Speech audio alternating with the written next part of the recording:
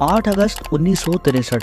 दोस्तों ये वो दिन था जब लंदन से ग्लासगो की तरफ जाती हुई रॉयल मेल ट्रेन से ऐसी चोरी हुई जिसने न सिर्फ इंग्लैंड की गवर्नमेंट बल्कि पूरी दुनिया को हिलाकर रख दिया। ये चोरी इतनी अनप्रेडिक्टेबल थी क्योंकि इस ट्रेन में सिर्फ गवर्नमेंट के जरूरी डॉक्यूमेंट्स को एक से दूसरी जगह भेजा जाता था, लेकिन 7 अगस्त को इस ट्रेन को एक खास मकसद के लिए इस्तेमाल किया जाने वाला था। जब करेंसी शॉर्टेज की वजह से गवर्नमेंट ने फैसला किया कि वो सीक्रेटली इन डॉक्यूमेंट्स के साथ 2.6 मिलियन पाउंड्स, जो आज के हिसाब से लगभग 800 करोड़ बनते हैं, गवर्नमेंट इन पैसों को ग्लासगो से लंदन भेजने का फैसला करती है। मगर ट्रेन चलने के कुछ देर बाद ही ब्रूस नामी शख्स अपने गैंग के साथ मिलकर इस ट्रेन को 15 मिनट के अंदर एक वीरान रास्ते पर लूट लेता है। ये सब देखकर हर किसी को यही लग रहा था कि जैसे इस चोरी को सालों से प्लान किया जा रहा था, क्योंकि इन चोरों के पास इस ट्रेन की हर सीक्रेट इन्फॉर्मेशन थी।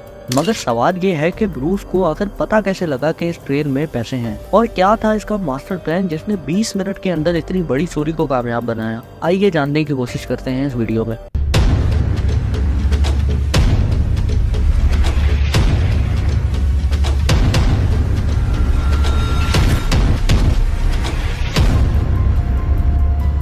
दोस्तों कहानी शुरू होती है इंग्लैंड की एक रॉयल मेल ट्रेन से, जो कि स्पेशली पोस्टल सर्विसेज की वजह से जानी जाती थी, जिसके जरिए डाक से रिलेटेड चीजों को एक शहर से दूसरे शहर पहुंचाया जाता था। लेकिन 7 अगस्त 1963 को गवर्नमेंट इस ट्रेन में डाक के 128 बॉक्सेस के अंदर 2.6 मिलियन पाउंड्स लंदन भेजने का फैसला करती है, क्योंकि उस वक्त लंदन की मार्केट, बैंक्स और हर तरफ करेंसी की शॉर्टेज होने लगी थी, जिसकी वजह से क्राइसिस बढ़ते जा रहे थे। गवर्नमेंट ने बिना किसी देर के इस ट्रेन में 2.6 मिलियन पाउंड रखवा दिए, जिसके बाद 7 अगस्त 1963 की शाम 6:50 पर इस ट्रेन को ग्लासगो सेंट्रल स्टेशन से ह्यूस्टन स्टेशन के लिए रवाना होना था। इस ट्रेन में टोटल 12 डब्बे और 72 पोस्ट ऑफिस के स्टाफ्स को ट्रेन में भेजने का फैसला किया।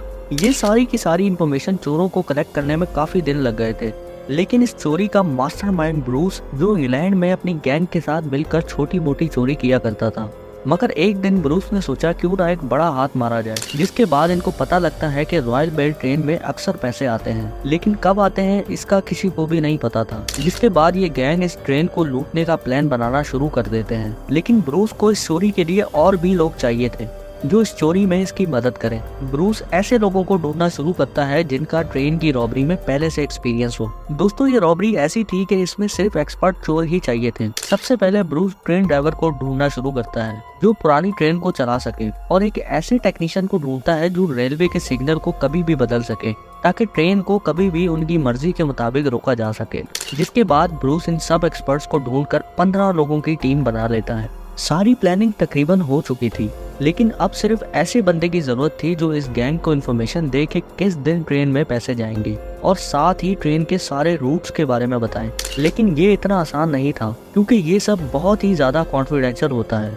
लेकिन ब्रूस अपने शातिर दिमाग से सबको लालच देता है और कहता है कि जो भी इस ट्रेन के रूट्स और पैसों की खबर देगा उसको पैसों में ज्यादा हिस्सा दिया जाएगा। और कुछ दिन बाद ही एक अनजान आदमी की तरफ से ब्रूस को एक खत मिलता है जिसमें रॉयल मेल ट्रेन के रूट्स और उसमें रखे पैसों समेत एक एक चीज की इन्फॉर्मेशन लिखी होती है। जिसके बाद ब्रूस ये खत पढ़कर बहुत खुश होता है और बेसब्री से 7 अगस्त का इंतजार करता है, क्योंकि यही वो दिन था जब इन पैसों से भरी ट्रेन को ग्लासगो से लंदन के लिए रवाना होना था।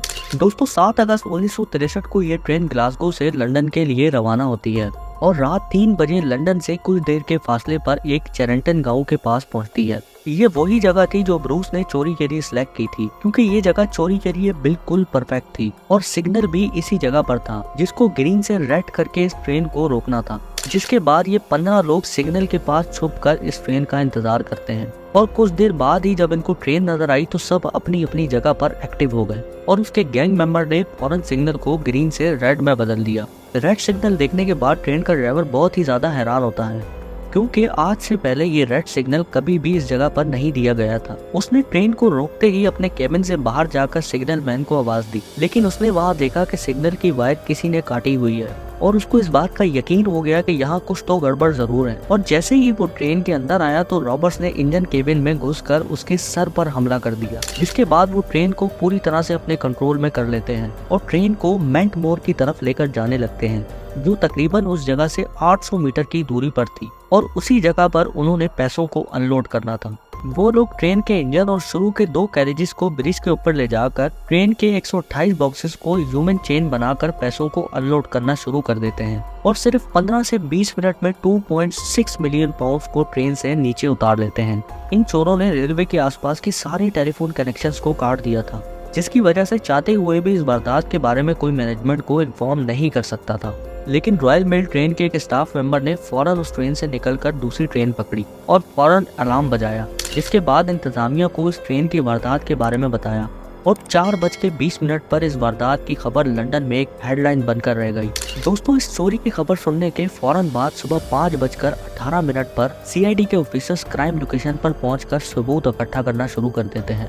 हर एक डिटेल को स्कैन किया जाता है, जिसके बाद कुछ ऑफिसर्स को चैडगिंटन रेलवे स्टेशन भेजा जाता है, जहां से ट्रेन को हाईजैक किया गया था। ऑफिसर्स ने रेलवे स्टाफ से जब पूछताछ शुरू की तो स्टाफ मेंबर्स ने बताया कि वो चोर बार बार एक ही बात कह रहे थे और कह रहे थे कि कोई भी 30 मिनट तक नहीं हिलेगा और अपनी अपनी जगह पर बैठा रहेगा, जिससे सीआईडी ने यह अंदाजा लगाया कि वो लोग 50 किलोमीटर के अंदर ही कहीं छुपे होंगे।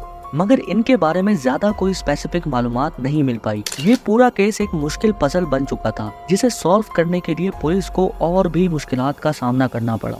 लेकिन अगले ही दिन लंच के बाद सीआईडी चीफ को ये वाज़ेह हो गया कि इस बड़ी इन्वेस्टिगेशन के लिए ज्यादा रिसोर्सेज की जरूरत है। सीआईडी चीफ इस केस को स्कॉटलैंड यार्ड के हवाले कर देता है, जिसके बाद पुलिस ने फिर एक बड़े सर्च ऑपरेशन का आगाज किया। समुद्री रस्तों पर सिक्योरिटी हाई कर दी जाती है ताकि ये गैंग समंदर के जरिए भाग ना सके और साथ ही पुलिस ने अनाउंस किया कि रॉबरी के जिम्मेदार लोगों की मालूमात देने वाले को 10,000 पाउंड का इनाम दिया जाएगा। जिसके बाद अगले ही दिन 13 अगस्त को एक चरवाहे ने पुलिस को एक खास इत्तला दी और कहा कि उसने एक फार्म पर कुछ लोगों को देखा है जिनका जरूर इस रॉबरी से कोई न कोई लेना देना जरूर है। फौरन ही एक पुलिस सर्जन और कांस्टेबल वहां पहुंचते हैं। फार्म तो खाली था, मगर उन्होंने रॉबर्स के यूज किया गया ट्रक और लैंड रोवर्स को पाया। यहाँ एक बड़ी मिकदार में खाना, स्लीपिंग बैग्स, पोस्ट ऑफिस की कुछ खास चीजें और एक मोनोपोली गेम मिला, जिनको देखते हुए ये पता चला कि रॉबर्स ने फार्म से तमाम फिंगरप्रिंट्स को बड़ी चालाकी से साफ कर दिया है। लेकिन कुछ फिंगरप्रिंट्स केचप बोतल्स और मोनोपोली सेट पर छूट गए थे, जो कि शायद रॉबर्स के हो सकते थे। लेकिन अभी तक पुलिस के हाथों कोई खास सबूत नहीं लग पा रहा था। मगर इस कहानी में ट्विस्ट तब आता है जब डिटेक्टिव चीफ को एक एक्सक्लूसिव क्लब में एक बैरिस्टर ने इन्फॉर्म किया कि एक इन्फॉर्मर गैंग के बारे में इन्फॉर्मेशन प्रोवाइड कर सकता है। इन्फॉर्मर ने पुलिस को कुछ नेम्स और तस्वीरें दी, जिसके बाद पुलिस ने फौरन ही इन फोटोज को पब्लिकली पब्लिश किया और कुछ दिनों बाद ही पुलिस उस गैंग के मास्टरमाइंड ब्रूस को पकड़ने में कामयाब हो जाती है, जो अपने फ्रेंड्स के साथ एक पुराने घर में छुपा हुआ था। पुलिस ने उसकी लोकेशन ट्रैक की और एक बड़े ऑपरेशन के बाद इसको अरेस्ट किया और कुछ वक्त बाद ही बाकी के गैंग मेंबर्स भी पकड़े जाते हैं। इसके बाद 20 अप्रैल 1964 में इस गैंग को कोर्ट में पेश किया जाता है, जहां इनको 30 साल की कैद की सजा सुनाई जाती है। लेकिन ट्रायल के बाद भी एक ट्विस्ट अभी भी बाकी था, क्योंकि नियरली 2 मिलियन पाउंड अभी तक मिसिंग थे, जिसकी रिकवरी आज तक नहीं हो सकी और आज तक ये रॉबरी एक अनसॉल्व मिस्ट्री बनकर रह गई है। क्या ये बाकी के 2 मिलियन पाउंड उस अननोन पर्सन के पास थे जिसने चोरों को इस ट्रेन की इन्फॉर्मेशन दी थी? आप इस बारे में क्या कहते हैं? कमेंट्स करके हमें जरूर बताना। और अगर ये वीडियो आपको अच्छी लगी हो तो हमारे चैनल को सब्सक्राइब करके बेल आइकन को प्रेस कर दें। मिलते हैं अगली वीडियो में। अल्लाह हाफिज।